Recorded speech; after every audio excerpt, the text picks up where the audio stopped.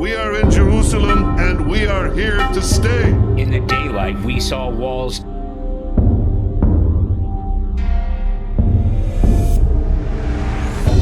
sheared off apartments, windows blown out of bedrooms. Whoa, whoa, whoa, whoa! Whoa! Go east, yeah, George Denver. Durante siglos, esa puerta no se movió.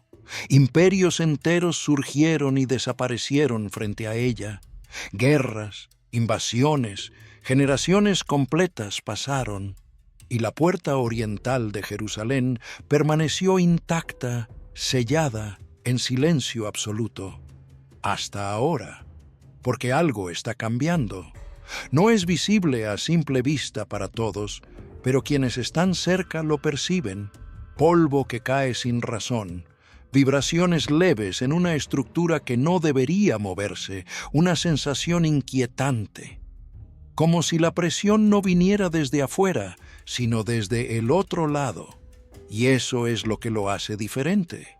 Porque esta no es una puerta cualquiera, es la misma de la que habló el profeta Ezequiel, la puerta que debía permanecer cerrada porque el Señor había pasado por ella, la puerta asociada a una promesa que aún no se ha cumplido completamente.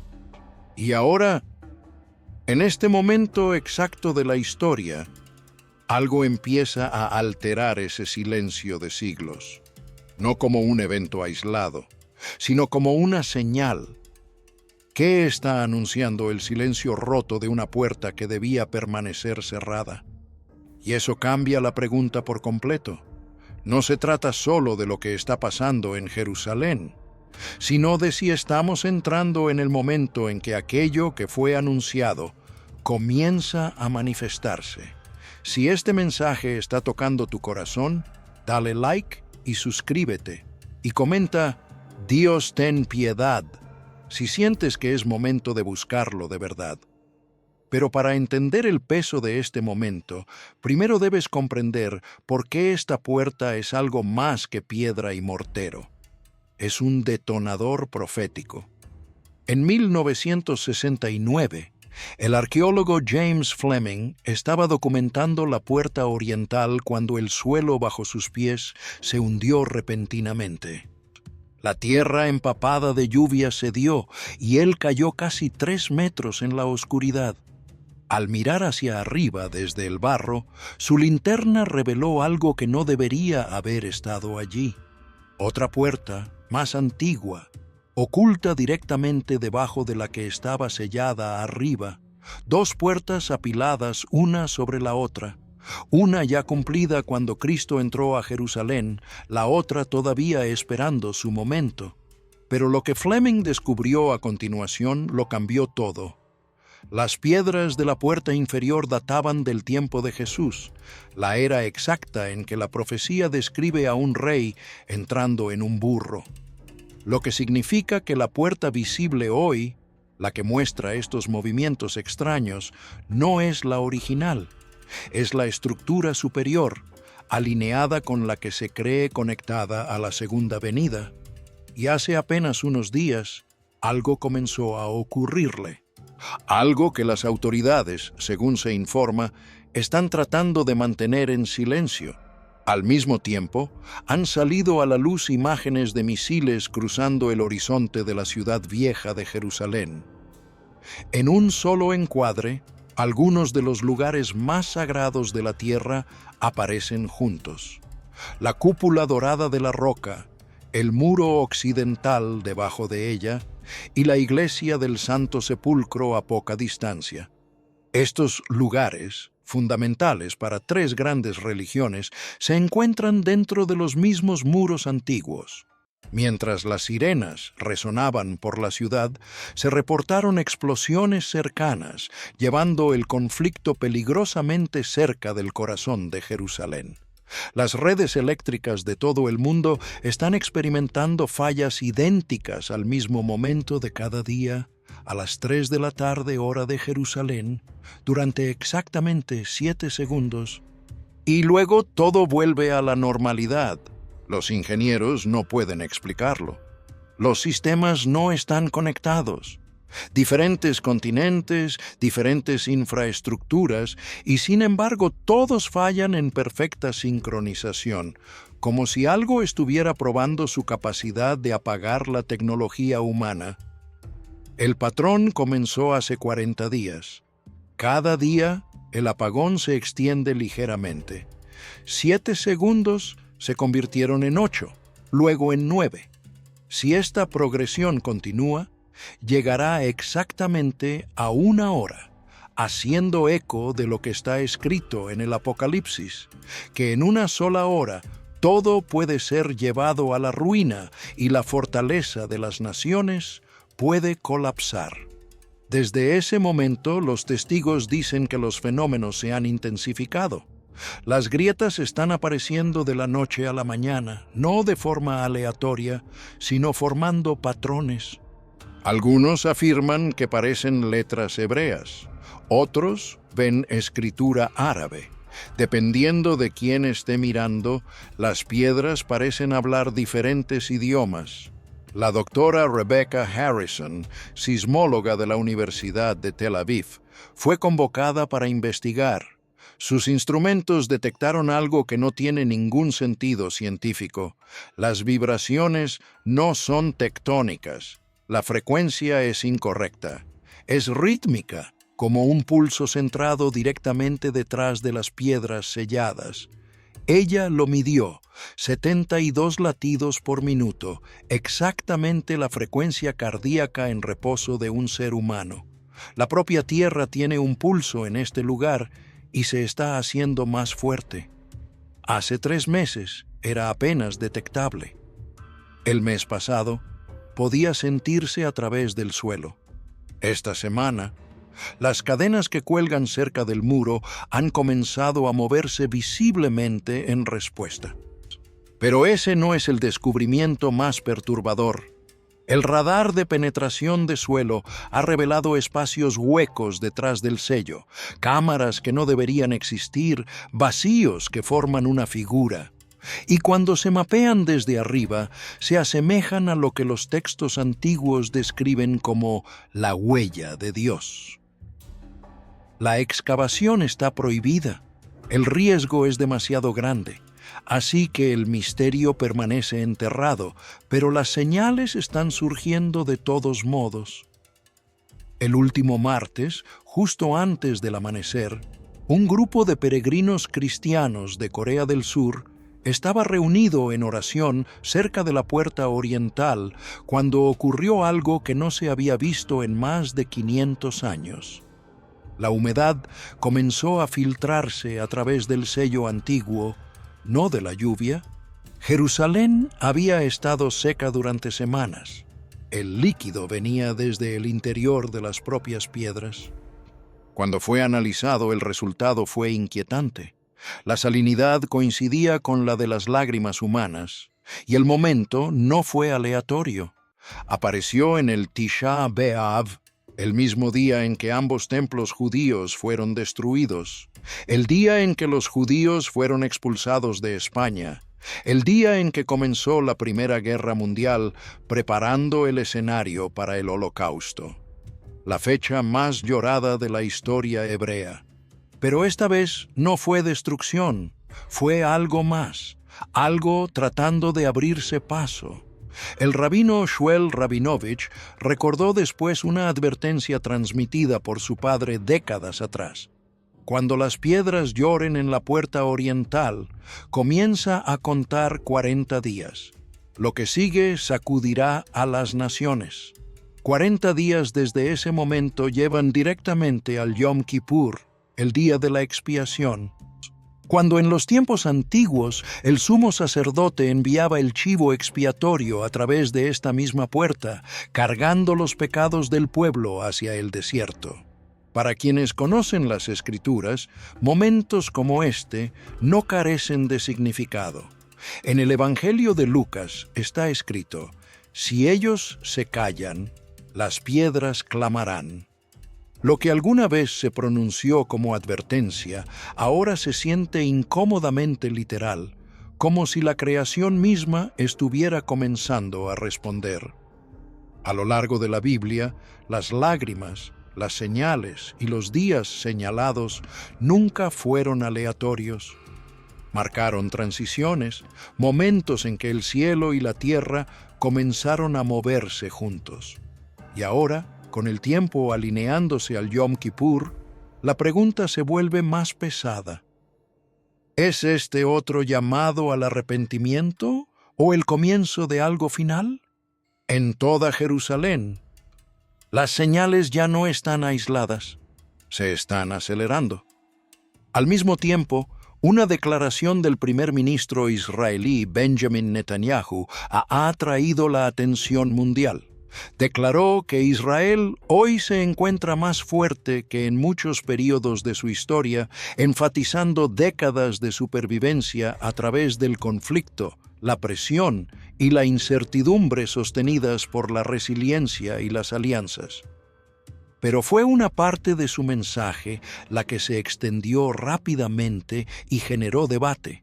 Según interpretaciones ampliamente difundidas, Netanyahu sugirió que el pueblo judío eventualmente llegaría a lo que describió como una era mesiánica. Dejó en claro que esto no ocurriría de inmediato, no de repente. Sin embargo, incluso con esa aclaración, el impacto de esas palabras fue inmediato. Algunos escucharon más que política, o vieron una referencia directa al Mesías tan esperado, quizás incluso a la reconstrucción del antiguo templo en Jerusalén. Otros rebatieron, argumentando que la traducción iba más allá de su intención original, sugiriendo que se refería a una visión más amplia de paz y restauración arraigada en la tradición judía. Sin embargo, el momento es lo que inquieta a muchos. Porque cuando esas palabras se pronuncian en un momento como este, cuando las tensiones aumentan, las señales se multiplican y Jerusalén está en el centro, obliga a hacerse una pregunta más profunda. ¿Estaba Netanyahu hablando simbólicamente sobre el futuro de Israel? ¿O estaba, consciente o no, tocando algo mucho más antiguo, algo profético? Y mientras esas preguntas todavía resonaban, algo más se desplegó sobre la ciudad, repentino, innegable e imposible de ignorar. Sin advertencia, el cielo sobre Jerusalén comenzó a cambiar. No se oscureció gradualmente como una tormenta que se acerca. Cambió. Un momento la luz del día llenaba las calles. Al siguiente, una sombra pesada cayó sobre la ciudad mientras nubes densas se reunieron con una velocidad antinatural. En minutos, el mediodía se convirtió en algo que se sentía más cercano a la noche. Los testigos describieron una extraña quietud justo antes de que comenzara, como si el propio aire hubiera hecho una pausa. Luego vino el viento, no una brisa normal, sino ráfagas violentas que rasgaron los mercados y las calles angostas antiguas. Las tiendas de campaña colapsaron, los objetos sueltos fueron levantados y lanzados, el vidrio se hizo añicos contra la piedra mientras los edificios parecían temblar bajo la presión. La gente corría. Algunos buscando refugio, otros congelados en el lugar, mirando hacia arriba, tratando de entender lo que veían. Lo que perturbó a muchos no fue solo la fuerza de la tormenta, sino la rapidez con que llegó. No hubo acumulación gradual, no hubo señales de advertencia que pudieran rastrearse o explicarse. El cielo no evolucionó, cambió de golpe, como si algo hubiera interrumpido el orden natural. Y para quienes conocen las Escrituras, la imagen resulta familiar. En el libro de Joel, está escrito sobre un día de oscuridad y penumbra, un día de nubes y densa oscuridad que se extiende sobre la tierra. Momentos así obligan a una reflexión más profunda. A lo largo de la historia, la oscuridad repentina ha marcado a menudo más que el clima. Ha marcado transiciones, advertencias y la aproximación de algo mayor. y no terminó con la oscuridad. Poco después de que el cielo cambiara y los vientos rasgaran la ciudad, algo mucho más violento siguió. Al principio fueron solo unos pocos impactos, golpes agudos y aislados contra tejados y piedra. Luego se intensificó. Enormes piedras de granizo comenzaron a caer del cielo, dentadas y pesadas, golpeando con una fuerza explosiva. No era clima ordinario. Estos no eran pequeños gránulos de hielo arrastrados por una tormenta pasajera. Los testigos describieron trozos lo suficientemente grandes como para agrietar tejados, destrozar parabrisas al instante, dejar abolladuras en el metal y fracturas en la piedra antigua. Cada impacto resonó por las calles como disparos, rápido e incesante. La gente corría a cubrirse. Algunos se apretaban contra los umbrales de las puertas. Otros se agachaban debajo de cualquier cosa que pudieran encontrar, protegiendo sus cabezas mientras el hielo llovía sin ninguna señal de disminuir. Para muchos observadores, la imagen era imposible de ignorar.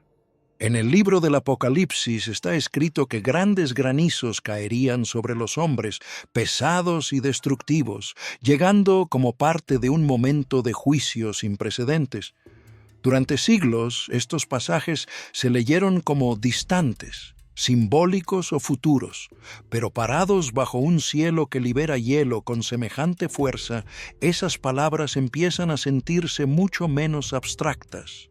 Después de que el cielo liberó su peso, después de la tormenta, después del granizo, la atención comenzó a desplazarse desde arriba hacia el suelo mismo. Las lluvias intensas no simplemente pasaron por Jerusalén, se empaparon en ella. Día tras día, el agua penetró en el suelo y las piedras antiguas, filtrándose bajo superficies que habían permanecido firmes durante generaciones. Y entonces, silenciosamente al principio, algo comenzó a cambiar a lo largo de las laderas del Monte de los Olivos. Aparecieron pequeñas grietas. Al comienzo eran fáciles de pasar por alto, líneas delgadas que corrían por la tierra, apenas visibles a menos que estuvieras mirando de cerca. Pero no desaparecieron. Se ensancharon lentamente, constantemente, innegablemente. Lo que alguna vez fue suelo sólido comenzó a separarse como si algo debajo de él se estuviera desplazando, respondiendo a la presión que se acumulaba fuera de la vista. Los científicos señalaron la explicación obvia. El Monte de los Olivos se asienta a lo largo de una falla mayor conectada al Gran Valle del Rift. Con suficiente lluvia, suficiente saturación, suficiente presión acumulada, el suelo puede debilitarse y las fracturas pueden formarse. Pero, de nuevo, no es solo el qué, sino el cuándo. Porque esto está ocurriendo ahora, después de que el cielo se oscureció sin advertencia, después de que la tormenta golpeó con fuerza, después de que el granizo cayó como armas desde arriba, y ahora el suelo mismo está comenzando a abrirse, no de manera aislada, sino como parte de una secuencia que se vuelve cada vez más difícil de ignorar. Y para quienes conocen las Escrituras, la ubicación en sí misma tiene peso. En el libro de Zacarías está escrito que el Monte de los Olivos algún día se dividirá en dos, formando un valle, marcando un momento diferente a cualquier otro en la historia humana. Y justo cuando parecía que el suelo mismo estaba comenzando a responder, algo más irrumpió, esta vez desde arriba. Comenzó como un sonido, no una explosión, no un trueno, algo más profundo, metálico, resonante, casi vivo. Se hacía eco a través de los cielos sobre Jerusalén, rodando por el aire en ondas lentas y rítmicas. Al principio, la gente se detuvo, sin saber bien qué estaban escuchando. Luego se hizo más fuerte. Las ventanas comenzaron a vibrar. El propio aire pareció cambiar como si la presión estuviera acumulándose y liberándose en pulsos. Las conversaciones se detuvieron a medias. Los pasos se ralentizaron. Algunos se quedaron completamente quietos, mirando hacia arriba. El sonido no se comportaba como nada familiar. No se estrellaba y desvanecía como el trueno. Se sostenía, extendiéndose a lo largo de minutos, subiendo y bajando en tono. Algunos lo describieron como un cuerno distante. Otros dijeron que se sentía como una vibración moviéndose a través de su pecho, no solo algo escuchado, sino algo sentido. Lo que más perturbó a la gente no fue el sonido en sí, sino la ausencia de una fuente. Ninguna aeronave, ninguna perturbación visible en el cielo, ningún sistema de tormentas lo suficientemente fuerte como para producirlo. Solo un cielo despejado y un sonido que no le pertenecía. Los informes comenzaron a propagarse rápidamente, no solo en una parte de la ciudad, sino en múltiples áreas. La misma descripción se repetía una y otra vez. Una resonancia metálica profunda, un patrón, una señal. Y para muchos, la conexión fue inmediata. En el libro del Apocalipsis está escrito que los ángeles se preparan para sonar las trompetas, cada una marcando el despliegue de eventos que cambian el curso del mundo. Para muchos observadores, ese texto ya no parecía distante. Mientras el cielo seguía resonando con sonidos que nadie podía explicar, el suelo bajo el mundo comenzó a responder. En menos de 24 horas se registraron más de 130 terremotos en todo el planeta, no concentrados en una región, no siguiendo una sola falla, sino dispersos, generalizados, casi coordinados. Un terremoto de magnitud 6,3 sacudió la costa de Chile, suficientemente fuerte por sí solo para atraer la atención mundial, pero no permaneció aislado. Los temblores comenzaron a aparecer en lugares que raramente se mueven. Regiones consideradas estables, áreas sin historia sísmica reciente, reportaron cambios repentinos. Incluso partes de los Estados Unidos, incluyendo Carolina del Sur, experimentaron movimientos del suelo inusuales que dejaron a los residentes perturbados y a los expertos buscando explicaciones. Individualmente, cada terremoto podría explicarse. La Tierra siempre se ha movido. Las placas se desplazan, la presión se acumula, la energía se libera. Esa es la ciencia. Pero esto era diferente porque no fue solo un evento. Fueron muchos ocurriendo dentro de la misma ventana de tiempo a través de diferentes continentes, a través de sistemas separados que no deberían estar conectados.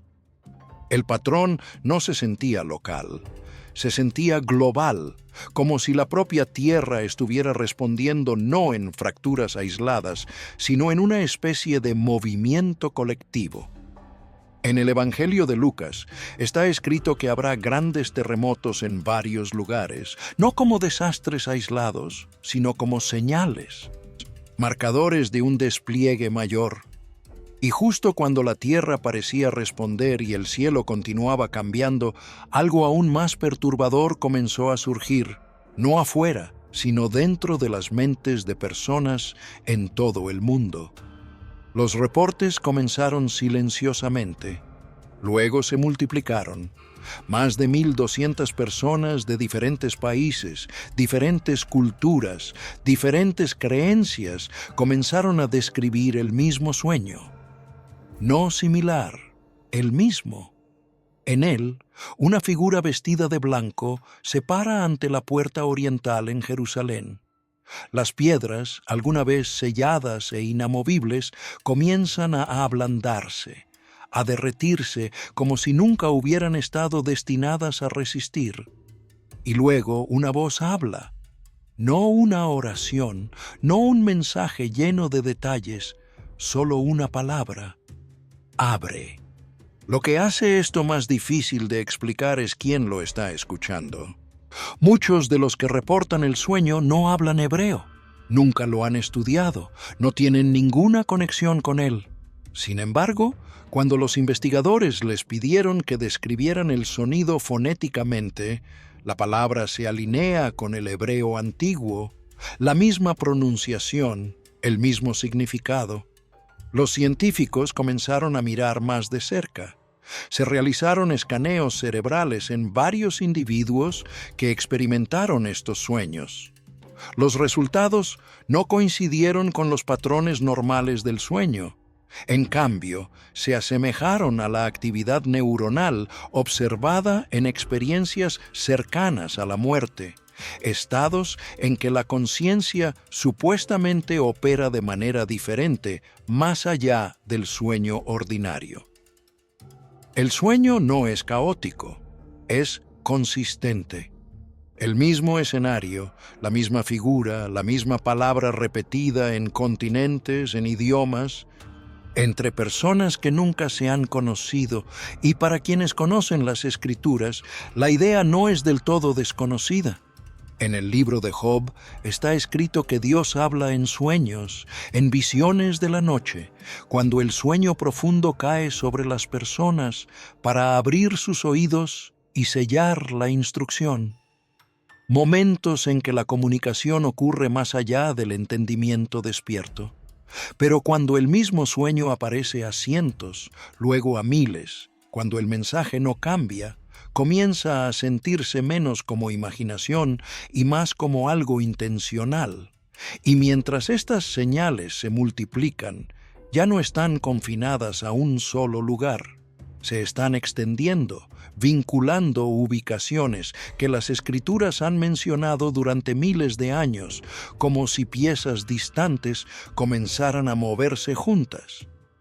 En Roma, el Arco de Tito, construido para celebrar la destrucción de Jerusalén, ha desarrollado una grieta que corre a través de la imagen tallada de los tesoros del templo siendo llevados.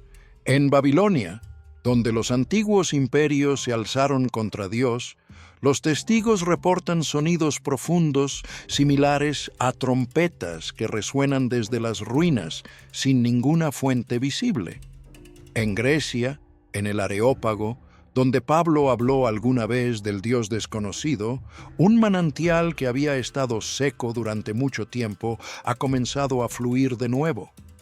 Y en el centro de todo esto, Jerusalén. Para quienes conocen la Biblia, este patrón resulta familiar porque las Escrituras siempre han contado una historia no de un solo lugar, sino de muchos conectados a través de un único plan que se despliega. Hubo un tiempo en que Jerusalén era el punto de encuentro entre el cielo y la tierra. Era allí donde se construyó el templo, donde se creía que la presencia de Dios moraba entre su pueblo. Era allí donde los reyes surgieron y cayeron, donde los profetas hablaron, donde las naciones se reunieron. Y era allí donde Jesús entró a la ciudad, sabiendo lo que le esperaba. Desde Jerusalén, la historia se extendió hacia afuera.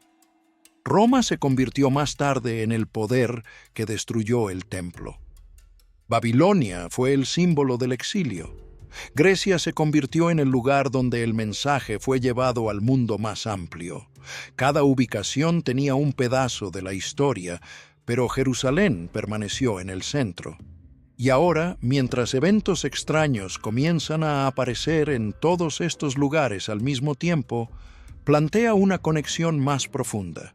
No incidentes separados, sino un patrón. No movimiento aislado, sino alineación. En el libro del Apocalipsis, el número 7 aparece una y otra vez representando la plenitud, la etapa final de algo que llega a su tiempo señalado. Entonces, cuando 7 ubicaciones vinculadas a la profecía comienzan a mostrar señales juntas, cuando la propia historia parece resonar en continentes a la vez, vuelve al mismo lugar, la misma ciudad, el mismo punto focal, y deja atrás una pregunta que se vuelve más pesada con cada día que pasa. Ahora todo está comenzando a converger. Jerusalén ya no es solo una ciudad en conflicto, se ha convertido en un punto focal donde todo se encuentra. La tierra se desplaza debajo de ella, el cielo cambia encima de ella. Palabras pronunciadas hace miles de años resuenan en el presente. La tecnología está fallando en patrones que nadie puede explicar. Los sueños se extienden por las naciones con el mismo mensaje. La naturaleza misma está reaccionando. Tormentas, terremotos, señales en lugares desde hace tiempo vinculados a la profecía. Y todo esto está ocurriendo a la vez, no de manera aleatoria, sino dentro de una ventana de tiempo que se está reduciendo. Estos ya no son eventos aislados. Esto es una secuencia. Y en el Evangelio de Mateo está escrito que cuando veas que todas estas cosas comienzan a suceder, debes reconocer el momento porque está cerca, incluso a las puertas, no distante, no simbólico, sino cerca. Eso es lo que hace diferente este momento, porque por primera vez no es solo una señal, es todo alineándose. El suelo abajo, el cielo arriba, los sistemas humanos, la conciencia de las personas, todos apuntando hacia un lugar, una puerta, la puerta oriental, la misma puerta que ha permanecido sellada durante siglos, la misma puerta vinculada al regreso del Rey, la misma puerta que ahora muestra movimiento, presión, cambio, como si algo que ha sido contenido durante mucho tiempo está comenzando a abrirse paso. La catástrofe no se arrastró lentamente hacia Jerusalén. No dio advertencias, ni demoras, ni señales suaves. Un momento, la ciudad vivía bajo un cielo ordinario, con personas moviéndose a través de sus rutinas normales. Y luego, en un abrir y cerrar de ojos, todo cambió. Las inundaciones repentinas surgieron por las calles. El granizo del tamaño de piedras cayó con una fuerza aplastante, y el sonido que llenó el aire fue descrito por los testigos como violento, explosivo e imposible de escapar. En solo 7 minutos, las calles se agrietaron, los tejados se derrumbaron, los automóviles fueron destruidos y los lugares que habían permanecido inalterados durante generaciones de repente parecían irreconocibles. Lo que más conmocionó a la gente fue el tiempo. En solo 7 minutos se produjo el daño. Y mientras los científicos pueden hablar de sistemas de presión, tormentas inusuales o eventos climáticos, la Biblia nos recuerda algo más profundo. La naturaleza misma puede ser comandada. Y a veces se convierte en parte de un mensaje. A lo largo de las Escrituras, momentos como el granizo, las inundaciones y la destrucción repentina nunca se presentan como caos aleatorio. Aparecen como interrupciones, como si Dios tocara lo ordinario y obligara al mundo a detenerse lo suficiente como para prestar atención. Es por eso que el tiempo importa.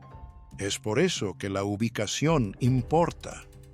Y es por eso que el peso que la gente sintió después parecía más pesado que la propia tormenta. Jerusalén ha vivido innumerables tragedias.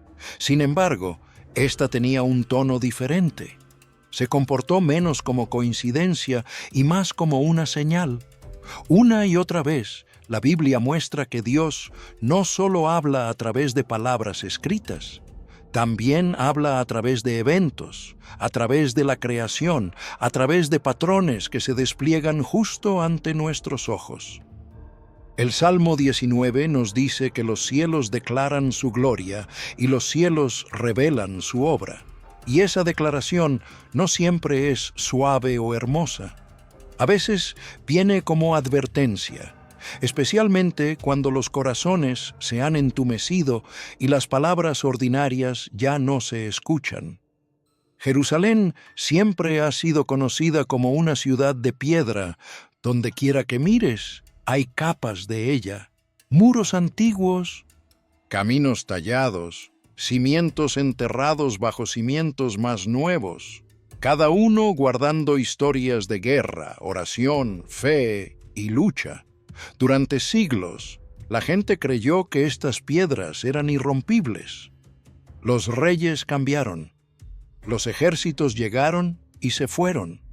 Los gobernantes lucharon y desaparecieron. Sin embargo, la piedra permaneció. Y con el tiempo, la gente aprendió silenciosamente a confiar en ella. Si la piedra se sostiene, pensaron, entonces todo lo demás de alguna manera se sostendrá con ella. Pero, ¿qué ocurre cuando la propia piedra comienza a fallar? Los testigos oculares comenzaron a describir algo que no parecía posible. Las piedras no se agrietaron de la manera en que normalmente lo hace la piedra, no explotaron ni se redujeron a polvo. En cambio, parecían ablandarse. Parecían doblarse como si el suelo debajo de ellas estuviera perdiendo fuerza. Algunas paredes no colapsaron dramáticamente. Simplemente se combaron como si estuvieran derritiéndose lentamente en su lugar. La gente intentó explicar lo que veía, pero no había vocabulario normal para la piedra que se comportara como cera. En lugares donde las oraciones han resonado durante generaciones, la gente colocó sus manos contra las paredes, algo que los peregrinos han hecho durante cientos de años. Y lo que sintieron no fue vibración, no fue el temblor de la construcción distante, sintieron movimiento, no rápido, no violento, pero inconfundible. Algo estaba cediendo que no debería ceder. La piedra siempre ha representado estabilidad, tanto en la historia como en las escrituras. Simboliza cimientos, pactos, memoria y permanencia. Jesús mismo habló de construir sobre la roca en lugar de la arena, no para enseñar arquitectura, sino para revelar la diferencia entre la obediencia real y la apariencia espiritual.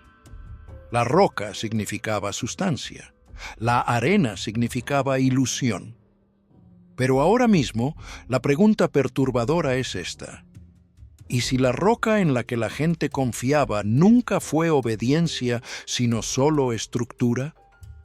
¿Y si los muros se volvieron más importantes que el Dios al que se suponía que debían honrar? Con el tiempo, es fácil confundir el patrimonio con la santidad, los edificios con la fe, los monumentos con la verdadera rendición. Cuando eso sucede, podemos señalar estructuras impresionantes, pero por dentro algo ya no se alinea con la verdad. Y entonces la creación comienza a hablar de maneras en que las palabras ya no lo hacen. La Biblia dice que si la verdad es silenciada, incluso las piedras clamarán. Muchos han leído eso como poesía o metáfora. Pero parados frente a una piedra que se niega a comportarse como piedra, la metáfora se siente repentinamente muy pequeña. Luego el cielo sobre Jerusalén comenzó a cambiar, no de repente, sino de una manera que se sentía lenta y deliberada, como si algo estuviera siendo colocado sobre la ciudad capa a capa. Al principio, la gente pensó que era solo otra tormenta que llegaba, el tipo que viene y se va sin mucho pensamiento. Pero cuanto más observaban, más extraño se volvía. Las nubes no se movían. Se reunieron espesas y pesadas, y luego parecieron anclar en su lugar, colgando sobre la ciudad como algo fijado a los cielos. Lo que inquietó a la gente no fue la violencia, fue la quietud. Estas nubes no cruzaban el cielo a toda velocidad ni se arremolinaban con el viento. Se apilaron bajas, presionando hacia abajo, bloqueando la luz solar sin dar lluvia, relámpagos ni truenos. La luz del día no se desvaneció hacia la noche de la manera normal.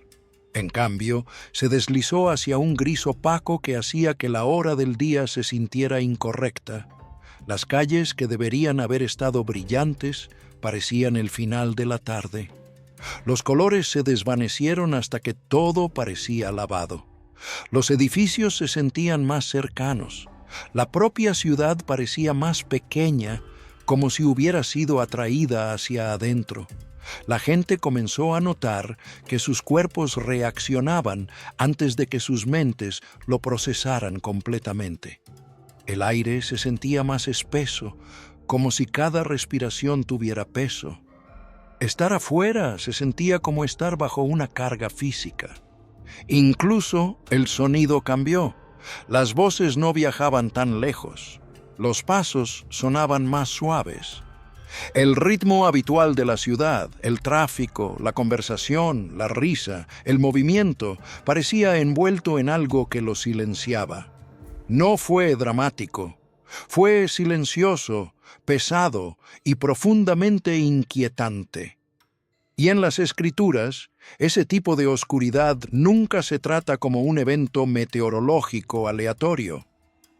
Joel habla de días en que las nubes espesas se asientan sobre la tierra como parte de algo más grande que el clima. En la Biblia, la oscuridad a menudo se describe como una pausa, un momento en que Dios ralentiza el mundo lo suficiente para que la gente pueda escuchar lo que normalmente ignora. La conexión entre la oscuridad sobre Jerusalén y las advertencias proféticas no es nueva en la historia de la fe. Cuando Jesús fue crucificado, la oscuridad cubrió la tierra durante 3 horas. Cuando Moisés llamó la 9ª plaga sobre Egipto, la oscuridad era tan densa que podía sentirse. En cada uno de estos casos, la oscuridad no era simplemente la ausencia de luz. Era la presencia de algo que desafiaba la explicación ordinaria. Era la señal de que el orden habitual del mundo había sido interrumpido por algo que operaba en un nivel diferente. Y cuando esa misma sensación de interrupción del orden habitual regresa a Jerusalén, no puede separarse fácilmente de esos precedentes históricos.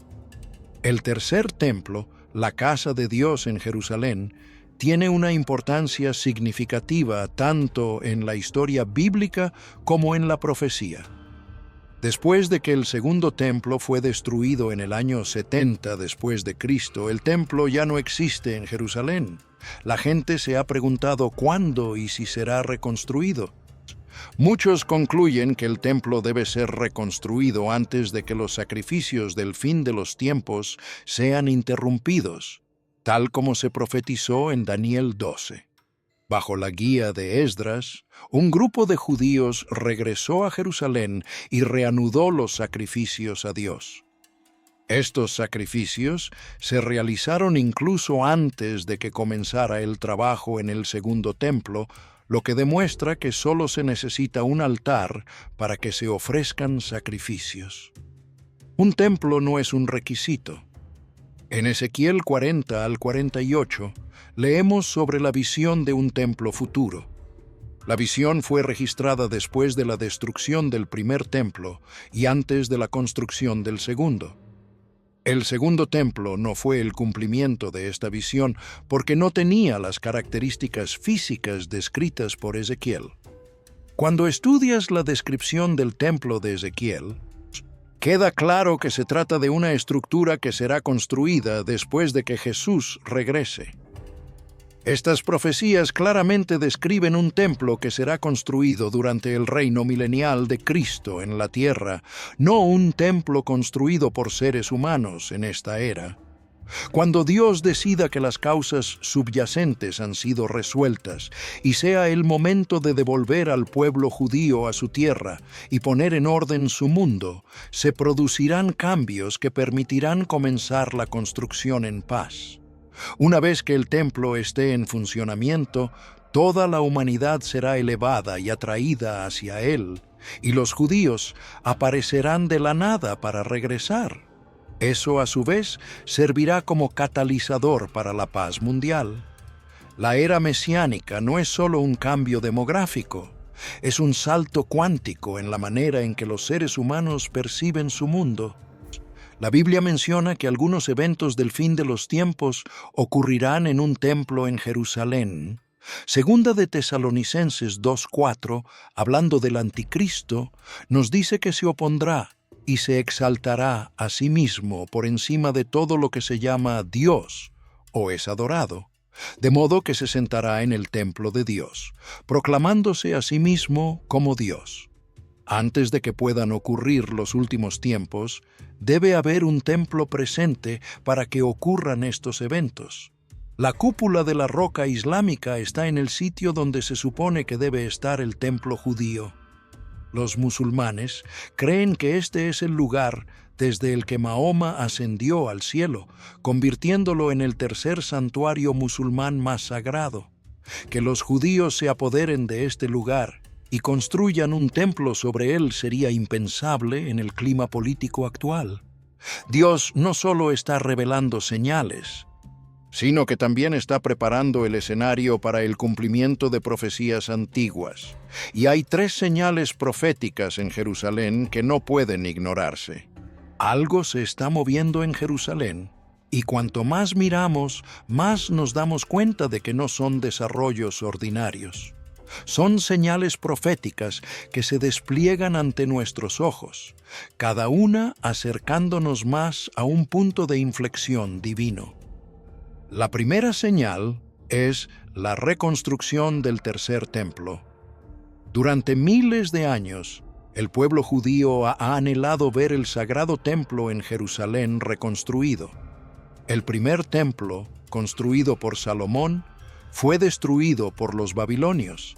El segundo, reconstruido después del exilio, fue destruido por los romanos en el año 70 después de Cristo, exactamente como Jesús había profetizado. Y desde entonces ha habido una larga y dolorosa espera por el tercer templo. Ahora esa espera puede estar llegando a su fin. El Instituto del Templo en Jerusalén ha pasado décadas preparándose silenciosamente para el retorno del templo. Artefactos sagrados ya han sido recreados, incluyendo la menorá de oro, las vestimentas sacerdotales, las trompetas de plata y los altares del incienso. Incluso los sacerdotes han sido entrenados. Pero lo que la mayoría de la gente no se da cuenta es esto. En el momento en que el tercer templo se levante, pone en marcha una cadena imparable de eventos proféticos que la Biblia dice sacudirán al mundo entero. La segunda señal es la aparición de las vaquillas rojas. Un templo no es suficiente. Según el libro de Números, antes de que cualquier servicio pueda comenzar en el templo, primero debe ser purificado. Y esa purificación requiere algo casi imposible de encontrar: las cenizas de una vaquilla roja impecable.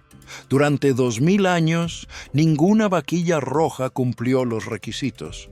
Hasta ahora, en 2022, 5 vaquillas rojas perfectas llegaron a Israel, criadas por un granjero cristiano en Texas y aprobadas por rabinos judíos al llegar. La noticia sacudió silenciosamente los círculos religiosos de todo el mundo. Las vaquillas están siendo mantenidas actualmente en condiciones estrictas para preservar su pureza. Según la tradición judía, una vez que alcancen la edad adecuada y permanezcan sin manchas, podrían ser utilizadas para crear las cenizas requeridas para la purificación del templo. Eso significa que no solo estamos siendo testigos de la profecía, estamos acercándonos a su activación. La tercera señal es la convergencia de naciones contra Israel. La Biblia advierte que en los últimos días las naciones del mundo se reunirán contra Israel. Esa profecía que se encuentra en Zacarías 12 dice: Pondré a Jerusalén como una copa que hace temblar a todos los pueblos de su alrededor. Todos los que intenten levantarla serán gravemente heridos. ¿Y qué vemos hoy? Vemos una hostilidad creciente hacia Israel en todo el escenario geopolítico. La presión internacional para reducir la soberanía israelí, los movimientos de aislamiento diplomático, las alianzas que se forman en contra de sus intereses, todo esto se alinea de maneras que habrían sido difíciles de imaginar hace apenas una generación. Estas tres señales, el avance hacia el tercer templo, la aparición de las vaquillas rojas y la presión internacional creciente sobre Israel no están ocurriendo en el vacío. Están ocurriendo simultáneamente, cada una reforzando el peso de las otras, cada una añadiendo claridad al cuadro que las Escrituras pintaron hace miles de años. Y ese cuadro, cuando se observa con la atención que merece, ya no parece una posibilidad abstracta para el futuro distante. Parece un mapa del presente. Israel tiene un propósito especial en el mundo por decreto divino que comenzó en Génesis 12, 1-3. En estos versículos, Dios establece su relación con el pueblo judío y las naciones, es decir, el resto del mundo, a través de un pacto con Abraham. Ahora el Señor le dijo a Abraham: «Ve de tu país, de tus parientes y de la casa de tu padre a la tierra que te mostraré. Haré de ti una gran nación y te bendeciré y engrandeceré tu nombre. Serás una bendición. Bendeciré a los que te bendigan y maldeciré a los que te maldigan, y en ti serán bendecidas todas las familias de la tierra». Este pacto que Dios hizo con Abraham fue incondicional. La primera parte de la promesa fue la tierra que te mostraré. La segunda fue haré de ti una gran nación. Y la tercera fue que en ti serán bendecidas todas las familias de la tierra. Cuando Dios pronunció estas palabras a Abraham, eligiéndolo como progenitor de la nación, estaba haciendo mucho más que simplemente elegir al pueblo judío. La elección y formación del pueblo judío fue en realidad un acto creativo de parte de Dios. Y ese acto creativo, visible a través de la milagrosa cadena de nacimientos, desde Abraham hasta José, hasta el pueblo que descendió a Egipto y luego regresó bajo Moisés, es el testimonio más antiguo del propósito activo de Dios en la historia humana. La relación entre el pueblo judío y su tierra no puede entenderse completamente desde una perspectiva puramente política o histórica. Debe entenderse a la luz de ese pacto original, que prometió no solo la tierra, sino la bendición que se extendería desde ese pueblo y esa tierra al mundo entero. Y cuando ese pueblo regresó a esa tierra en 1948, después de 2000 años de exilio, no fue simplemente un acontecimiento político. Fue el cumplimiento de algo que los profetas describieron con una precisión que asombra a quienes la estudian detenidamente. Los profetas hebreos predijeron el retorno del pueblo judío a Israel en etapas. Ezequiel 37 contiene la visión vívida e inolvidable de un valle de huesos secos. Los huesos cobran vida en etapas. Primero los tendones sobre los huesos, luego la carne, luego la piel y finalmente el soplo de vida. Esta representación vívida de la restauración del pueblo judío a su tierra prometida está bien en consonancia con lo que realmente ha ocurrido. La reagrupación no se produce instantáneamente. Es un proceso. Los huesos secos representan a Israel en el exilio sin esperanza. El proceso de los huesos uniéndose con tendones, carne y piel se refiere a las sucesivas oleadas de judíos que regresan antes del renacimiento de Israel. Esto es de hecho cómo el pueblo judío ha regresado a la tierra. Hubo 5 aliyot separadas, conocidas como oleadas de inmigración, de 1881 a 1939, que devolvieron al pueblo judío desde Europa a la tierra prometida.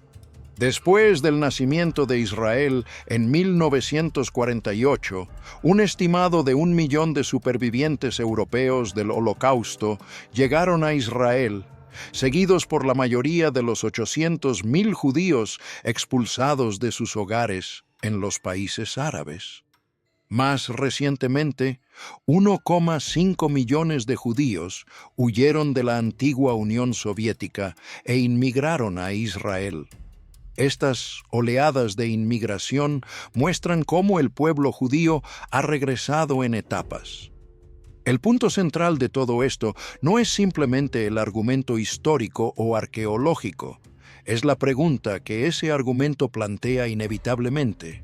Si todo esto es parte de un plan que fue descrito con tanta precisión antes de que ocurriera, ¿qué dice eso sobre la naturaleza de lo que viene a continuación? Porque las mismas profecías que describieron el regreso del pueblo judío a su tierra también describieron lo que seguiría a ese regreso. Y lo que describieron incluye exactamente el tipo de convergencia de señales, tensiones y preparaciones que estamos viendo ahora mismo. La manera en que el mundo moderno ha respondido a la existencia del Estado de Israel no es ajena a estas profecías. El profeta Zacarías describió a Jerusalén como una copa que hace temblar a todos los pueblos de su alrededor, una piedra pesada que todos los que intenten levantar quedarán gravemente heridos. Esta imagen de Jerusalén como un punto de fricción internacional, como un lugar que genera consecuencias desproporcionadas para quienes intentan manejarla según sus propios términos, describe con precisión asombrosa la dinámica que hemos visto desarrollarse en el escenario geopolítico durante décadas. Los que se oponen a la existencia de Israel, los que argumentan que la nación debería ser desmantelada o reducida a la insignificancia, no están simplemente tomando una posición política. Según la lógica de estas profecías, están posicionándose en el lado equivocado de un conflicto que tiene una dimensión que va mucho más allá de la política humana. Y los que apoyan la existencia de Israel, que oran por la paz de Jerusalén, que reconocen la conexión entre el bienestar de esa ciudad y el bienestar del mundo, están siguiendo instrucciones que tienen miles de años de antigüedad y que, a la luz de los eventos actuales, no parecen en absoluto desactualizadas. La pregunta que todos los observadores honestos de estos eventos deben hacerse no es si las profecías son ciertas. Esa es una pregunta que cada persona debe responder por sí misma a la luz de las evidencias disponibles. La pregunta que debe hacerse primero es más simple. ¿Estoy prestando atención? ¿Estoy mirando lo que está ocurriendo con los ojos abiertos? ¿Estoy dispuesto a considerar la posibilidad de que lo que estoy viendo no sea simplemente política o geología o meteorología, sino algo que opera en un nivel adicional que esas categorías no pueden capturar completamente? Porque si la respuesta a esas preguntas más simples es no, si la atención está cerrada antes de que comience la investigación, entonces ninguna cantidad de evidencia será suficiente. Pero si la respuesta es sí, si hay disposición a mirar honestamente, entonces lo que se encuentra al mirar no es escasez de evidencias, es la dificultad de ignorar lo que se ve. Y esa dificultad, esa imposibilidad de ignorar lo que se observa cuando se observa con honestidad, es precisamente lo que los momentos de señal están diseñados para producir. El significado de la puerta oriental va mucho más allá de lo arquitectónico. Es un símbolo cargado de siglos de expectativa que pertenece simultáneamente a las tradiciones judía, cristiana y musulmana, aunque de maneras distintas y con implicaciones diferentes. Para los judíos, la puerta oriental está conectada con la entrada del Mesías prometido, el ungido de Dios, que vendría a restaurar el reino y establecer la justicia eterna. Para los cristianos, está conectada con la segunda venida de Jesús, que según el Evangelio de Mateo, regresará en las nubes con poder y gran gloria, y que según el profeta Zacarías, descenderá primero al Monte de los Olivos, que está directamente frente a la puerta oriental. Para los musulmanes, la puerta tiene significado como parte del recinto del Haram al-Sharif, aunque la perspectiva sobre su destino final difiere de las tradiciones judía y cristiana. Lo que hace que el estado actual de la puerta sea tan universalmente significativo es precisamente esta convergencia de expectativas. No es solo un pedazo de piedra antigua que está mostrando señales inusuales. Es el pedazo de piedra antigua más cargado de esperanza profética en el mundo entero. Y ese peso no es imaginario ni puramente sentimental. Es el peso real de millones de oraciones pronunciadas frente a este lugar, de generaciones que vivieron y murieron esperando el cumplimiento de promesas que creían que algún día tomarían forma física precisamente aquí. Cuando una estructura así comienza a mostrar señales de movimiento, cuando las grietas aparecen en su mampostería y las vibraciones se sienten en el suelo circundante, la respuesta humana no puede ser simplemente técnica. Puede ser técnica en un primer nivel de análisis. Es claro, es apropiado investigar las causas físicas. Pero en un segundo nivel, un nivel que muchas personas experimentan antes de que puedan articularlo, la respuesta es más profunda. Es el reconocimiento de que algo que debería ser permanente está cambiando, y ese cambio no puede separarse de todo lo que se le ha atribuido durante tanto tiempo. La investigación arqueológica de Fleming en 1969 sigue siendo uno de los hallazgos más perturbadores en la historia de la arqueología bíblica moderna, no porque sea el más dramático en términos de los objetos físicos que reveló, sino porque lo que reveló fue una estructura dentro de una estructura, una profecía dentro de una profecía. La puerta inferior, la que fue usada cuando Jesús entró a Jerusalén en su entrada triunfal, ya cumplió su propósito. Fue el escenario de una de las entradas más predichas y luego más celebradas en toda la historia humana. Y ahora está enterrada, oculta, debajo de la puerta que esperará al siguiente cumplimiento. La simetría de eso es difícil de ignorar. La primera puerta, la que correspondió a la primera venida, está debajo. La segunda, la que corresponde a la segunda venida, está encima, visible, accesible al ojo y ahora mostrando signos de actividad. No es una simetría que nadie diseñó deliberadamente. Es una simetría que la historia creó.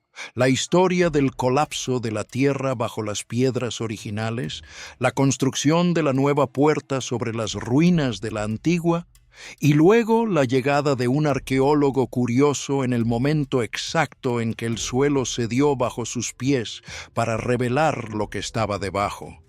Una serie de coincidencias que, tomadas juntas, parecen más un mensaje que una serie de accidentes.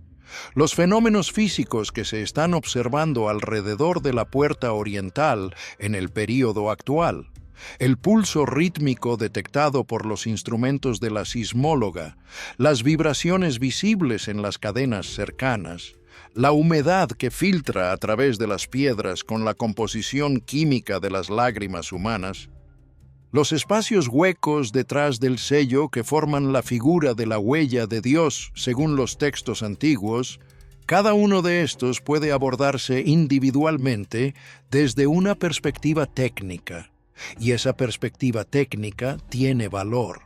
Pero cuando todos estos fenómenos se observan juntos, en el mismo lugar, Dentro del mismo período de tiempo, la perspectiva técnica individual no agota lo que está ocurriendo, solo describe una dimensión de ello.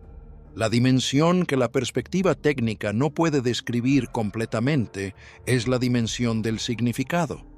El significado no es una ilusión, no es simplemente la proyección subjetiva de los deseos humanos sobre los eventos neutrales. El significado es la manera en que los eventos se relacionan con el propósito, y el propósito es algo que las tradiciones de fe afirman que existe en el cosmos con independencia de lo que los seres humanos piensen sobre él. Si esas tradiciones tienen razón, si hay un propósito que opera en la historia que va más allá de los propósitos humanos, entonces los eventos que se alinean con las descripciones que ese propósito hizo de sí mismo hace miles de años son legítimamente significativos, no solo simbólicamente, sino de manera sustancial. La experiencia de los peregrinos coreanos que estaban orando cuando comenzó a filtrar la humedad salina a través de las piedras es uno de esos momentos que desafía cualquier intento de categorización simple. Que estaban orando es un hecho. Que la humedad comenzó a filtrar precisamente en ese momento es un hecho. Que la composición química coincide con las lágrimas humanas es un hecho. Que todo esto ocurrió en el Tisha B'Av, la fecha más llorada de la historia judía, es un hecho. Cada uno de estos hechos puede describirse sin apelar a nada sobrenatural, pero la coincidencia de todos ellos en el mismo momento desafía la comodidad de esa descripción puramente natural. Y cuando el rabino transmitió la advertencia de su padre, la cuenta de los 40 días que llevan al Yom Kippur, ese detalle añade otra capa de estructura al evento. No es simplemente que algo inusual ocurrió, es que algo inusual ocurrió en una fecha específica que tiene un significado específico, y que el significado de esa fecha apunta a otra fecha específica 40 días después que tiene su propio significado específico. Esa estructura, esa intención que puede verse en el patrón de los tiempos, es precisamente lo que los que conocen las Escrituras reconocen como característica de cómo Dios ha operado en la historia a lo largo de los registros bíblicos. El hecho de que la puerta oriental haya permanecido sellada durante siglos no es una curiosidad histórica menor. Es el cumplimiento en tiempo real de una profecía específica que fue pronunciada por Ezequiel hace más de 2500 años. Ningún constructor humano selló esa puerta en obediencia a esa profecía, al menos no en el sentido de que alguien dijera conscientemente: debemos cumplir Ezequiel 44. La puerta fue sellada por razones políticas y prácticas por diferentes actores a lo largo de los siglos. Y sin embargo, el resultado final de todas esas acciones humanas independientes fue exactamente lo que la profecía describió. La puerta permanece sellada, esperando. Esa es la naturaleza de cómo la providencia opera en la narrativa bíblica. No siempre a través de actos milagrosos directos que obligan a los actores humanos a hacer exactamente lo que se les ordena. A menudo a través de la coordinación de acciones humanas libres, motivadas por sus propias razones, que juntas producen el resultado que fue descrito de antemano. Y cuando ese patrón se observa, no en uno o dos casos, sino consistentemente a lo largo de siglos de historia registrada, la posibilidad de que sea simplemente casualidad se vuelve progresivamente más difícil de mantener con honestidad intelectual. El movimiento que ahora se detecta en la puerta no tiene que ser el preludio inmediato a su apertura dramática para ser significativo. Puede ser simplemente otro paso en la larga preparación, otra señal de que la historia está avanzando hacia el punto que fue descrito. Pero incluso como señal, sin ser el evento final, lleva el peso de todo lo que representa. Y ese peso es suficiente para justificar la atención más seria que puede prestarle cualquier persona que se toma en serio las preguntas fundamentales sobre el significado de la historia humana. Las palabras de Jesús sobre los últimos tiempos no fueron pronunciadas para generar pánico, fueron pronunciadas para informar, para dar a las personas que vivirían en esos tiempos un marco de referencia que les permitiera entender lo que estaban experimentando en lugar de ser consumidos por la confusión o el miedo. Cuando dijo, «Cuando veas que todas estas cosas comienzan a suceder, levanta la cabeza porque tu redención se acerca», estaba dando una instrucción práctica, no un llamado a la parálisis o al aislamiento, un llamado a la orientación, a mirar en la dirección correcta, a no dejarse aplastar por lo que se ve, sino a entender lo que significa y responder en consecuencia. Los sueños colectivos que se extendieron a más de 1,200 personas en diferentes países merecen una atención especial, no solo por el contenido en sí, sino por lo que representan como fenómeno. Que personas que no se conocen entre sí, que no comparten un idioma ni una tradición cultural, que no tuvieron contacto previo con la narrativa profética de la Puerta Oriental, describan el mismo sueño con los mismos elementos específicos, es un dato que no puede archivarse fácilmente. Los investigadores que estudiaron los patrones cerebrales de quienes experimentaron estos sueños encontraron similitudes con los estados de conciencia alterada asociados con las experiencias cercanas a la muerte. Eso no prueba nada sobre el origen sobrenatural del sueño, pero sugiere que lo que ocurrió en esas mentes durante esas noches no fue simplemente el procesamiento ordinario de la memoria cotidiana. Fue algo que involucró la conciencia de una manera que el sueño normal no involucra de la misma manera, y cuando eso ocurre en 1,200 personas simultáneamente con el mismo contenido, la explicación más parsimoniosa comienza a requerir más elementos que la simple coincidencia. La palabra hebrea que todos los soñadores describieron escuchar, la palabra que significa abre, es una palabra que la mayoría de ellos nunca habían escuchado conscientemente. No estaban soñando sobre una idea abstracta de apertura. Estaban escuchando un sonido específico, con una fonética específica, que cuando fue investigado resultó corresponder exactamente a esa palabra en el idioma en el que fueron escritas las profecías que hablan de la Puerta Oriental.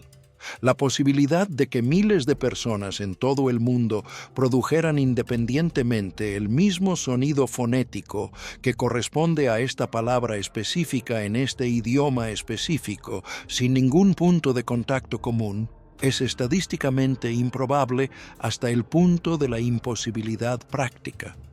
Lo que eso significa es lo que cada observador debe determinar por sí mismo. Puede significar que hay un lenguaje del inconsciente colectivo que opera más allá de las fronteras culturales y lingüísticas. Puede significar que hay una comunicación que opera más allá de los canales normales de transmisión de información. Puede significar, como las Escrituras sugieren, que Dios habla en sueños cuando las circunstancias requieren que la comunicación llegue de manera que no puede filtrarse por el escepticismo ordinario. Lo que no puede significar, honestamente, es que no ocurrió nada de importancia. La simultaneidad de los eventos en Roma, Babilonia, Grecia y Jerusalén añade otra dimensión al cuadro. Estos no son lugares que comparten ninguna característica geológica o climática que explicara por qué experimentarían fenómenos similares al mismo tiempo. Lo que comparten es su papel en la narrativa bíblica. El Arco de Tito en Roma celebra la destrucción del templo que ahora se está preparando para ser reconstruido. Las ruinas de Babilonia representan el poder que llevó a Israel al exilio del que regresó según la profecía. El Areópago en Grecia es donde el mensaje del Dios de Israel fue presentado al mundo griego, el mundo que se convertiría en el vehículo a través del cual ese mensaje se extendería a los confines de la tierra. Y Jerusalén es el centro alrededor del cual todos estos otros lugares giran. Que todos estos lugares estén mostrando señales al mismo tiempo. Que el arco de Tito esté agrietándose a través de la imagen de los tesoros del templo. Que las ruinas de Babilonia estén produciendo sonidos sin fuente. Que el Areópago esté viendo fluir un manantial seco. Todo esto, en el mismo período en que Jerusalén experimenta sus propios fenómenos, sugiere una coordinación que no puede explicarse por las fuerzas naturales que conectan esos lugares. Lo que los conecta no es la naturaleza, es la historia.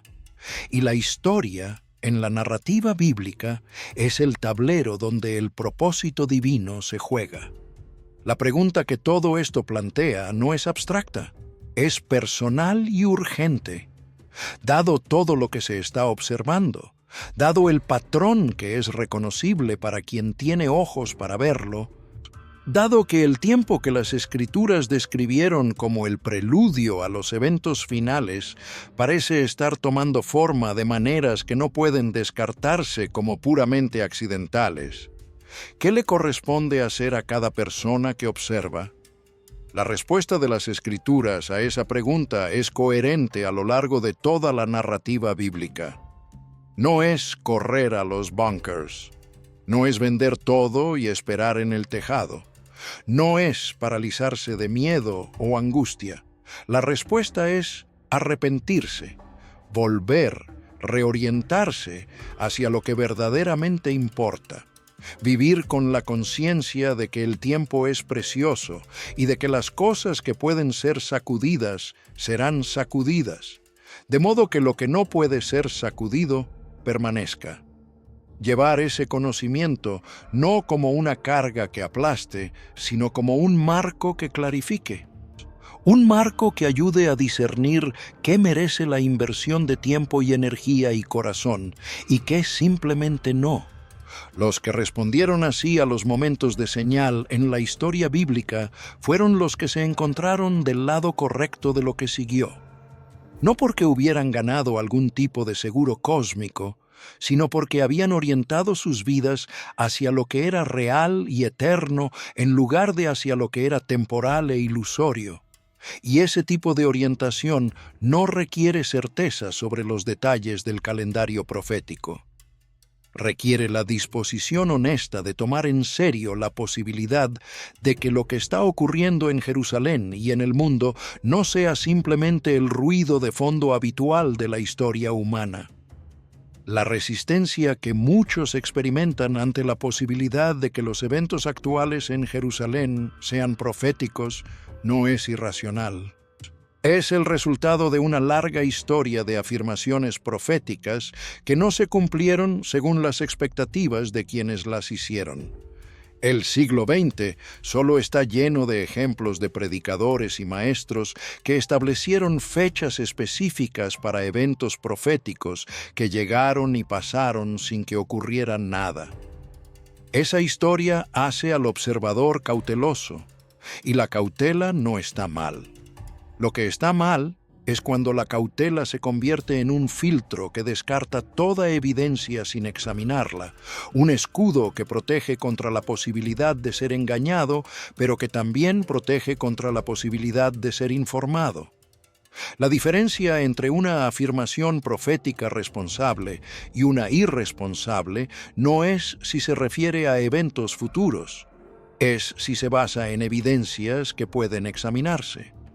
Las profecías que estamos examinando no son especulaciones de predicadores modernos sobre el significado secreto de eventos recientes, Son textos escritos hace miles de años que describieron con precisión verificable cosas que luego ocurrieron y que siguen describiendo cosas que están ocurriendo ahora con una precisión que el observador honesto no puede ignorar completamente.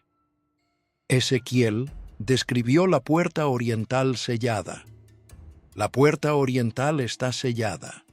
Ezequiel describió la reunificación de Israel como nación. Israel se reunificó. Los profetas describieron el retorno del pueblo judío a su tierra después del exilio. El pueblo judío regresó.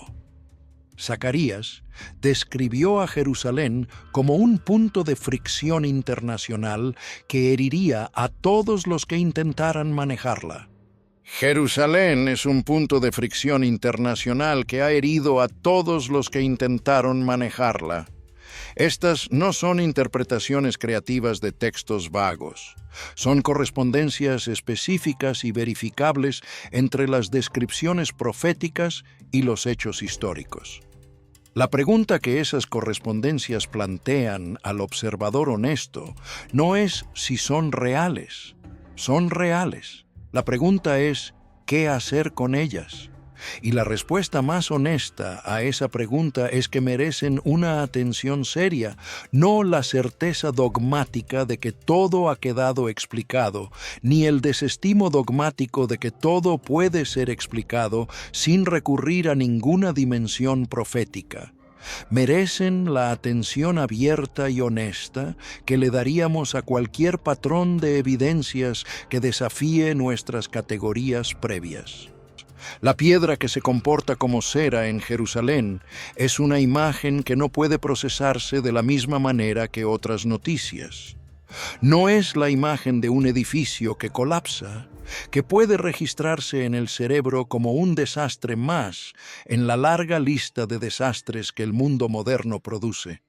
Es la imagen de algo que se supone que es la definición misma de permanencia, comenzando a ceder. Y cuando lo que debería ser permanente comienza a ceder, la pregunta que surge no es técnica, sino existencial. Si la roca puede ablandarse, ¿qué más puede hacerlo? La respuesta que esa pregunta invita no es la desesperación, es la evaluación honesta de qué es lo que verdaderamente dura, qué es lo que permanece después de que todo lo que puede ser sacudido ha sido sacudido. Y las Escrituras ofrecen una respuesta a esa pregunta que tiene la coherencia y la profundidad de algo que fue elaborado no como especulación, sino como conocimiento. Lo que dura es lo que está construido sobre el fundamento correcto, no sobre el territorio, no sobre la tradición, no sobre la estructura, sino sobre la obediencia a la verdad y la relación genuina con Dios. Ese mensaje no es nuevo. Ha sido el mensaje central de las Escrituras desde el principio.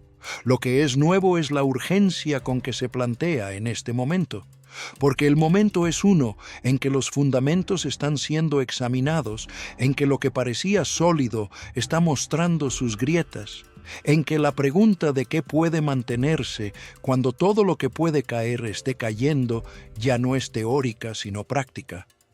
Así que la invitación que este momento extiende a cada persona que observa no es una invitación al miedo, es una invitación al examen honesto de dónde está construida su vida, en qué está basada su esperanza, a qué o a quién le ha dado el tipo de confianza que solo merece lo que verdaderamente puede sostenerse.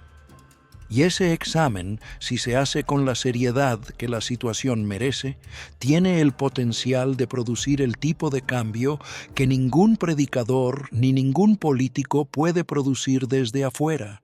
El cambio desde adentro, desde el corazón, que es el único cambio que dura. La historia del pueblo judío, con toda su densidad de sufrimiento, exilio, persecución y retorno, es en muchos sentidos la historia más impresionante de resistencia colectiva que la humanidad ha producido. Ningún otro pueblo en la historia ha sido dispersado de manera tan completa y durante tanto tiempo y ha sobrevivido como pueblo con su identidad intacta.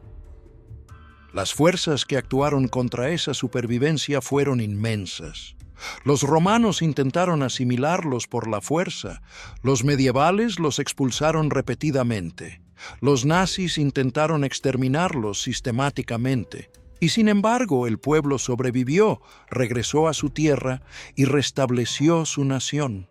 Esa supervivencia, esa persistencia más allá de toda expectativa razonable, es en sí misma un argumento. No un argumento definitivo para ninguna posición teológica específica, pero sí un argumento que merece ser escuchado.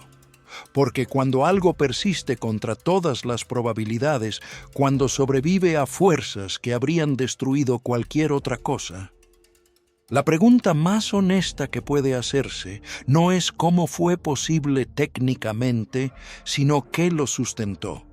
Y la respuesta que el pueblo judío ha dado a esa pregunta consistentemente a lo largo de su historia es la misma respuesta que está en el corazón de las Escrituras que estamos examinando: la fidelidad de Dios a sus promesas. Esa fidelidad no es un concepto abstracto en las Escrituras, es una afirmación con contenido específico. Dios prometió específicamente a Abraham que su descendencia se convertiría en una gran nación, que esa nación recibiría una tierra específica, que en esa nación y a través de ella todas las familias de la tierra serían bendecidas, que aunque esa nación experimentara juicio por sus infidelidades, no sería destruida completamente, sino que sobreviviría para cumplir el propósito para el que fue llamada. Cada una de esas promesas específicas ha encontrado cumplimiento específico en la historia registrada, y las que todavía no han sido completamente cumplidas siguen apuntando hacia un horizonte que, en la luz de todo lo que ya se ha cumplido, es difícil de descartar como pura fantasía. La ciudad de Jerusalén en este momento es un espejo, no en el sentido sentimental de que refleja algo bello, sino en el sentido más serio de que refleja el estado de algo más profundo, el estado de la fe en el mundo, el estado de la preparación del mundo para lo que viene, el estado de la disposición humana de recibir lo que las Escrituras prometieron que vendría. Y el estado de ese espejo en este momento, con sus grietas y sus movimientos y sus señales inexplicables, no es un estado que invita a la complacencia. El Evangelio de Mateo recoge una escena en que los discípulos señalaron al templo con asombro, llamando la atención de Jesús sobre la grandeza de sus edificaciones. Y la respuesta de Jesús fue directa: ¿ves todo esto, verdad? En verdad os digo que no quedará aquí piedra sobre piedra que no sea derribada. El templo que les parecía la estructura más permanente y sagrada de su mundo fue derribado exactamente como Jesús predijo, en el año 70 después de Cristo, 40 años después de esa conversación. Y la lección que esa predicción y su cumplimiento contienen no es solo histórica. Es el recordatorio de que la confianza depositada en estructuras físicas, incluso en las estructuras más sagradas, es una confianza que puede ser defraudada. La única confianza que no puede ser defraudada es la depositada en quien habló y cuyas palabras se cumplieron exactamente como las pronunció. Si esas palabras se cumplieron exactamente en la destrucción del templo, entonces las palabras del mismo Jesús sobre su regreso, sobre la secuencia de eventos que lo precederán, sobre las señales que indicarán que el momento está cerca, merecen el mismo tipo de atención seria que habría merecido su predicción sobre el templo si alguien la hubiera escuchado en el año 30 después de Cristo. La diferencia es que entonces nadie lo tomó en serio de la manera suficiente. El templo fue destruido de todas formas. Y ahora estamos en el otro lado de ese cumplimiento, mirando hacia adelante, con el beneficio de saber que las palabras que parecían imposibles se cumplieron exactamente. Y preguntándonos qué significa eso para las palabras que todavía esperan su cumplimiento. La manera en que las personas de fe deberían responder a este momento no es con el sensacionalismo que distorsiona el mensaje, ni con la indiferencia que lo descarta. Debería ser con la seriedad tranquila que caracteriza a quien ha entendido que está viviendo en un tiempo significativo y que ese entendimiento conlleva responsabilidades específicas. La responsabilidad de orar, la de vivir con integridad, la de compartir lo que se ha entendido con quienes todavía no tienen acceso a esa comprensión, la de permanecer awake, no agitado, sino atento. Ese es el llamado que estos eventos hacen, no a la histeria, ni al aislamiento, ni a la desesperación, al discernimiento activo, a la fe práctica, a la preparación que consiste no en acumular recursos materiales, sino en cultivar las disposiciones internas que permitirán enfrentar lo que venga con la estabilidad que solo puede venir de estar fundamentado en algo que no puede ser sacudido. La arquitectura de la profecía bíblica tiene una coherencia interna que resulta difícil de explicar como obra de la imaginación humana solamente. No porque los textos sean literariamente perfectos, que en muchos aspectos lo son, sino porque los detalles específicos que contienen sobre eventos futuros tienen una precisión que va más allá de lo que podría esperarse de la especulación o la imaginación. La descripción de la reunificación de Israel después de siglos de dispersión, la descripción del regreso a una tierra específica, la descripción de Jerusalén como un punto de fricción global, la descripción de los preparativos para un templo en el contexto de los últimos tiempos. Cada uno de estos detalles específicos está encontrando correspondencia en los eventos del mundo actual de maneras que los profetas no podían haber calculado basándose en tendencias históricas de su tiempo. Los profetas que escribieron estas descripciones estaban escribiendo en circunstancias en que lo que describían parecía improbable en el mejor de los casos y absurdo en el peor. Cuando Ezequiel escribió sobre la reunificación de Israel y el retorno a la tierra, Israel había sido conquistado, el templo había sido destruido y el pueblo estaba en exilio en Babilonia. Que una nación destruida y dispersada de esa manera regresara a existir como entidad política soberana no tenía precedentes en la historia conocida de ese tiempo. Y sin embargo, eso es exactamente lo que ocurrió 2500 años después. Cuando Zacarías describió a Jerusalén como una copa que hace tambalear a todas las naciones, no había un contexto geopolítico evidente en su tiempo que sugiriera que esa ciudad específica se convertiría en el punto de fricción internacional más persistente del mundo moderno. Esa descripción fue hecha en un tiempo en que Jerusalén era una ciudad relativamente pequeña en una región remota del mundo conocido. Y sin embargo, eso es exactamente lo que describe la situación de Jerusalén en el escenario geopolítico del siglo XXI. Esta precisión no puede explicarse simplemente por el argumento de que los textos religiosos siempre pueden interpretarse para corresponder a los eventos del presente. Ese argumento es real para algunos textos tan vagos que cualquier evento puede proyectarse en ellos.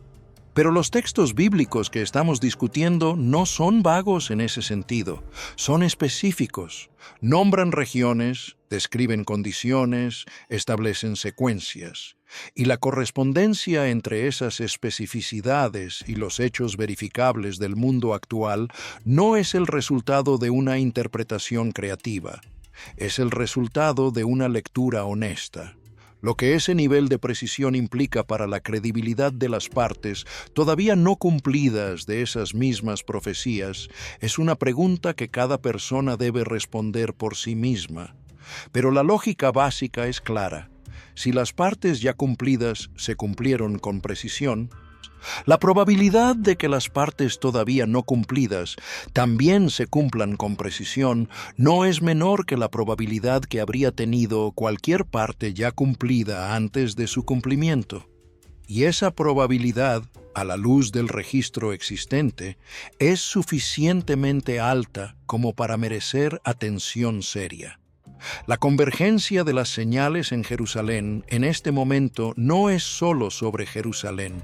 Es sobre todos los que observan, sobre todos los que tienen acceso a lo que está ocurriendo y que tienen la capacidad de hacer algo con ese acceso, sobre todos los que pueden elevar una oración, hacer una llamada, compartir un mensaje, tomar una decisión que oriente su vida de manera diferente porque han entendido algo que antes no comprendían completamente.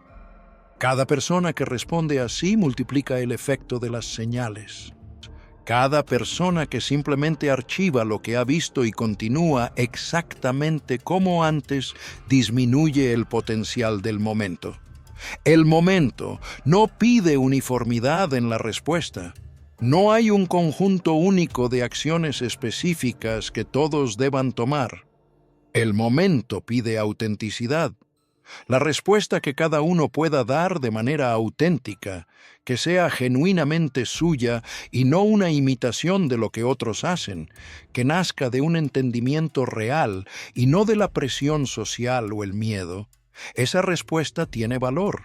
Y la suma de esas respuestas auténticas, multiplicadas por todas las personas que observan estos eventos en todo el mundo, puede producir un cambio en la dirección de la historia que ningún actor político ni institucional puede producir por sí solo. Ese es el poder que tienen los momentos de señal en la narrativa bíblica. No el poder de obligar, sino el poder de invitar. No el poder de imponer, sino el poder de revelar lo que está disponible para quienes elijan recibirlo. Y lo que está disponible en este momento, según la narrativa que hemos estado examinando, es la misma cosa que ha estado disponible en todos los momentos de señal a lo largo de la historia. La posibilidad de volver, de reorientarse, de alinearse con lo que es verdadero y eterno antes de que las consecuencias de no haberlo hecho sean más difíciles de revertir. La promesa que subyace a todas las señales es que esta posibilidad no ha expirado. La puerta no está completamente cerrada todavía. La misericordia todavía precede al juicio. El tiempo todavía permite la respuesta. Y mientras ese tiempo permanezca, el llamado que estas señales extienden sigue siendo válido. Presta atención. Toma esto en serio, responde con lo mejor que tienes, no mañana, sino hoy. La conexión entre el Tisha B'Av y los eventos que se están desarrollando alrededor de la puerta oriental tiene capas que van más allá de la coincidencia del calendario. El Tisha B'Av es la fecha más cargada de dolor colectivo en la historia judía, no solo por la destrucción de ambos templos, que por sí sola haría que la fecha fuera extraordinariamente significativa, sino porque a lo largo de los siglos, múltiples catástrofes adicionales para el pueblo judío ocurrieron también en esa misma fecha. La expulsión de España en 1492 ocurrió el Tisha B'Av. La Primera Guerra Mundial comenzó el Tisha B'Av. Las deportaciones del gueto de Varsovia a los campos de exterminio comenzaron el Tisha B'Av. La probabilidad de que tantos eventos catastróficos para un mismo pueblo ocurrieran casualmente en la misma fecha del calendario es tan baja que incluso los historiadores seculares la han notado como un fenómeno estadísticamente llamativo. que precisamente en esa fecha las piedras de la puerta oriental produjeran humedad con la composición química de las lágrimas no puede ser separado de ese contexto histórico sin empobrecer la comprensión de lo que ocurrió. Las piedras no lloraron en cualquier día. Lloraron en el día de llanto por excelencia de la historia judía.